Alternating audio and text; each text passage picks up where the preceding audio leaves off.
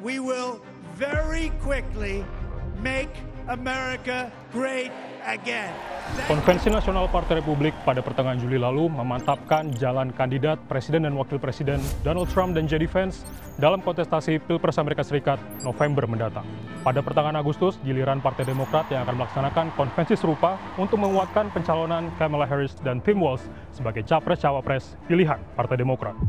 Selain penetapan pasangan calon, konvensi partai politik di Amerika Serikat juga menjadi ajang untuk menyatukan persepsi para kader dan pendukungnya, mencapai konsensus dalam sejumlah isu, dan memulai secara resmi kampanye pemilu utama pada tahun tersebut. Seperti halnya Konvensi Nasional Partai Republik, selain membahas isu utama partai, Konvensi Partai Demokrat juga akan membahas sejumlah isu panas yang sedang berkembang di Amerika Serikat saat ini.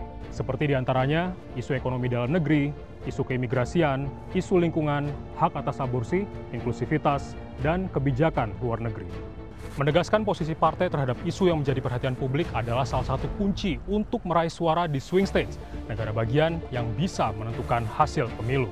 Tetapi utamanya, meraih suara pemilih muda dan kelompok minoritas. Karena jika kita melihat data voter turnouts atau tingkat partisipasi pemilu berdasarkan sensus Amerika Serikat, ada peningkatan yang signifikan dalam 2 pemilu terakhir. Pada pemilu kali ini, suara anak muda dan kelompok minoritas diperkirakan akan menjadi kunci kemenangan pemilu.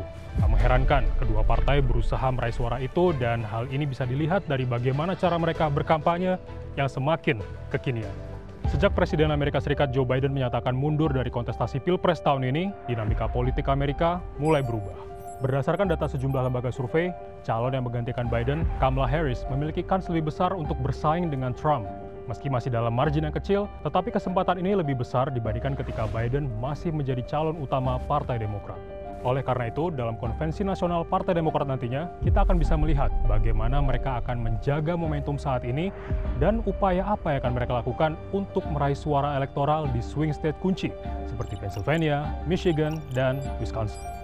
Dengan posisi Partai Republik yang cenderung fokus terhadap isu pemulihan ekonomi dan hukum, sementara Partai Demokrat dengan isu keadilan sosial dan inklusivitas, hari-hari berikutnya akan menentukan dinamika politik Pilpres Amerika Serikat. Bagi Partai Demokrat, Konvensi Nasional nantinya tidak hanya sekedar menjadi panggung politik, tetapi juga menjadi acara strategis untuk meraih suara pemilih, sekaligus membuat dorongan terakhir jelang pemilu November mendatang. Dari Washington DC, Tarsir Ziman, Alam Burhanan, dan Nur Hadi Sucahyo, VOA.